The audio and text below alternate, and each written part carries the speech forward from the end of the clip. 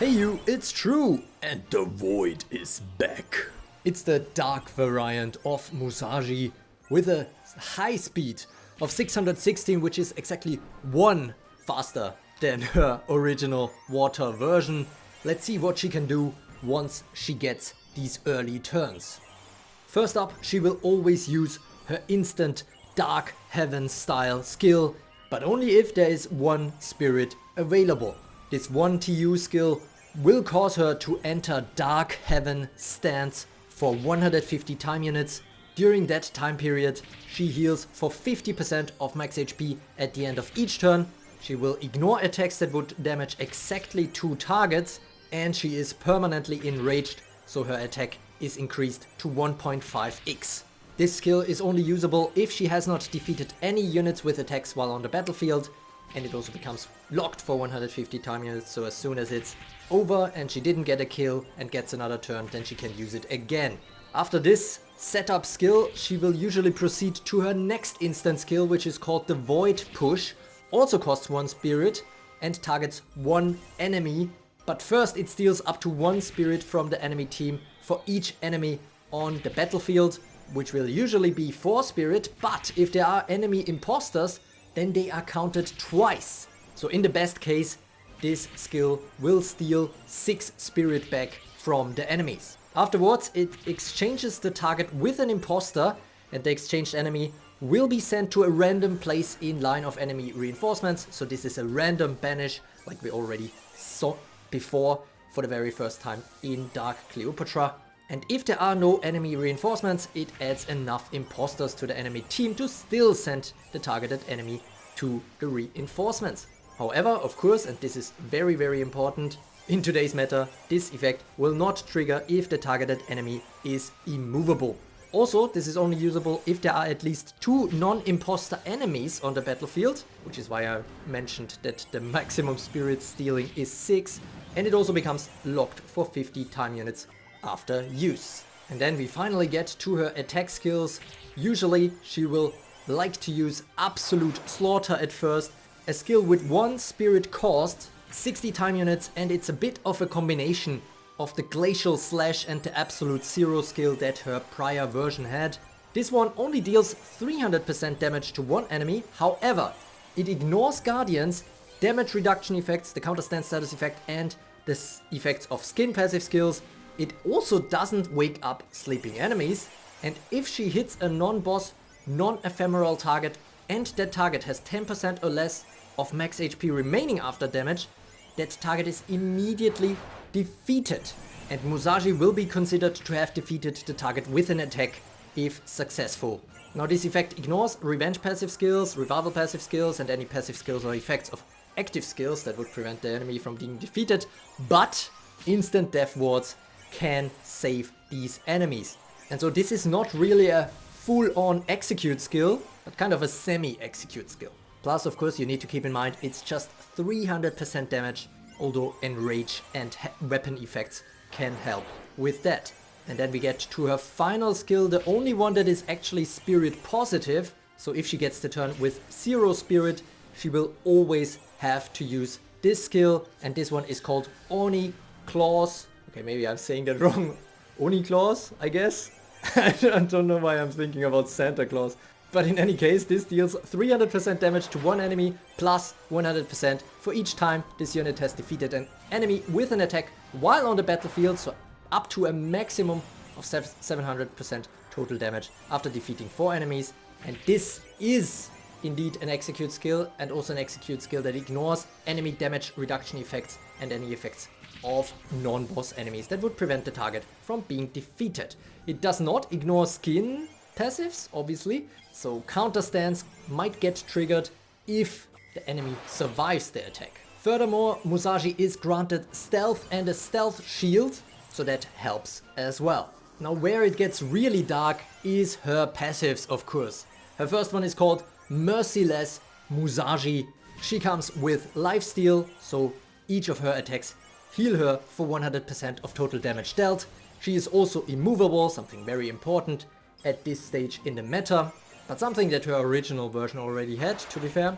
So far actually all of that was already something she had, but now we get to the good stuff. Until the end of her first turn while on the battlefield, she has stun immunity and sleep immunity, and afterwards she still has stun immunity and sleep immunity for 100 more time units. And now the point where it gets really spicy, because each time she damages an enemy with an attack, she will immediately get the next turn if either the damage leaves them on or below 25% of max HP, even if they are defeated by the attack, or, and this is something new, if the enemy had 100% of their max HP at the start of the turn. Now this effect of course cannot trigger again against the same target until time units advances, and this could be interrupted by some stun entry, for example. But definitely a very strong get turn mechanic, and if she gets sufficient kills, she can become a true steamroller in that way, pretty much just as her original version was when it was released. But this is only the first half. She also has a second passive called Blood of the Oni. If this unit would be defeated by an enemy attack or a status effect while having more than 1 HP, it instead survives with 1 HP. So a classic hold ground.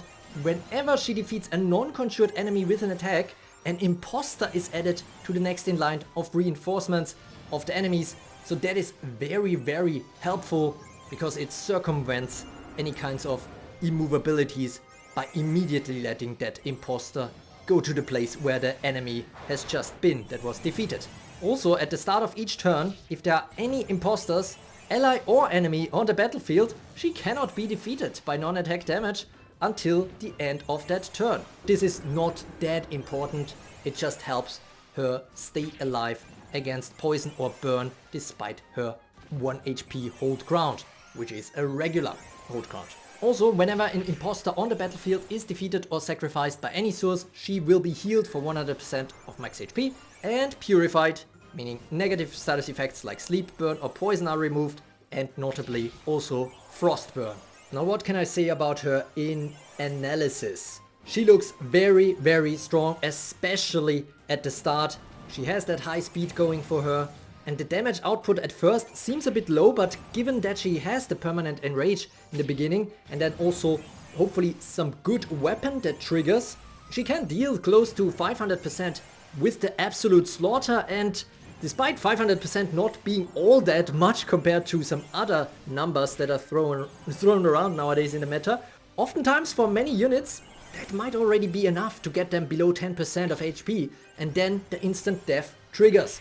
And once she gets the first kills, the damage starts to expand quickly on her Oni claws, which is a true execute skill with armor ignore that actually gives spirit and a stealth shield, and as such she can become a true steamroller, especially against light units.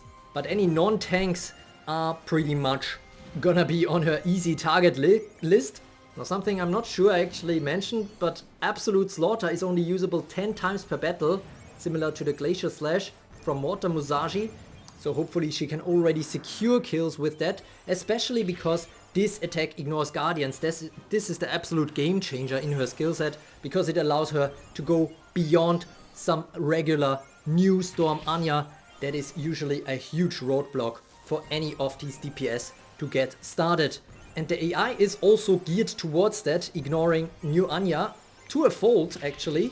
But unfortunately there are some concerns about her skill set. For example, the Void Push being used after the Dark Heaven style means that there are some scenarios where Anastasia could become a problem, getting a turn, doing a Royal Blizzard and making Musashi already miss the second turn. But more importantly, the Absolute Slaughter is not ideal, considering that she actually creates imposters that she could use to stack her kills and get that Oni claws to a certain threshold where she just starts breaking everything, especially considering that she gets turn after she kills, so she could just kill the imposters and she gets the turn again and again and again. Of course this shouldn't be her first choice, given that there are also other units to attack. But the thing is, when she attacks a second time the same unit, then the get turn mechanic will no longer trigger and she will get the full 60 time units to wait for her next turn.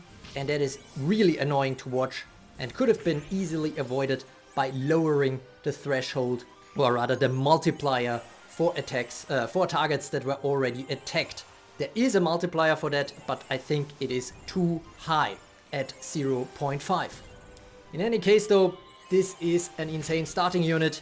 She falls off slightly after the Dark Heaven style ends and her sleep and stun immunity ends, but at that point she might have already made an absolute slaughterhouse of the enemy team.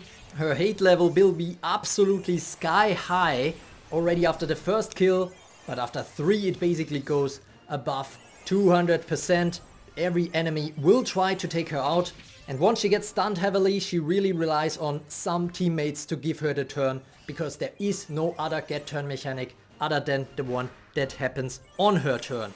Now quickly, in terms of recommendation, the cool thing about her is, just like her predecessor, she is a universal DPS. Basically, she can work with any team you throw her into.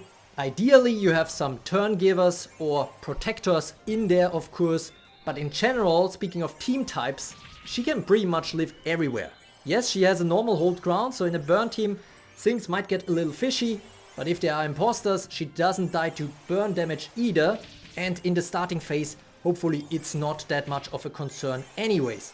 She can also work with sleep, because Absolute Slaughter doesn't even wake up sleeping enemies.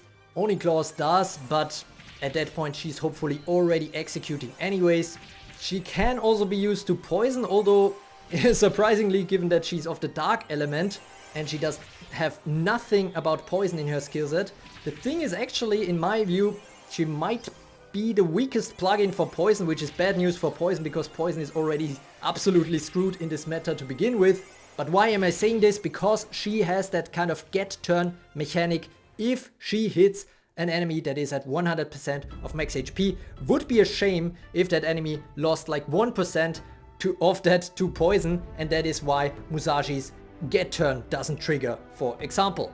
But this is a niche case anyways. I still think she can work in poison nevertheless, like she can in any other team type. I mean, we of course have the stun team type, also doesn't hurt to have her there. She is really truly universal, gets a stamp or a true stamp of approval in that sense. But yeah, she basically has a 100 time unit window at the start where she can hit heavily and hopefully get rolling. If that passes, there's not that much anymore that she can do. In terms of one copy potential, I don't like her at all, to be honest. The only good thing for the one copy is the void push for the spirit steal and imposter creation, but of course that doesn't really work that well against immovable enemies, and her damage scaling is just way too low to be efficient at one copy. So even though she doesn't have any specific awakening scaling in her actives and passives, I think the stat kick is just too important for her. Now, is it a universal recommendation?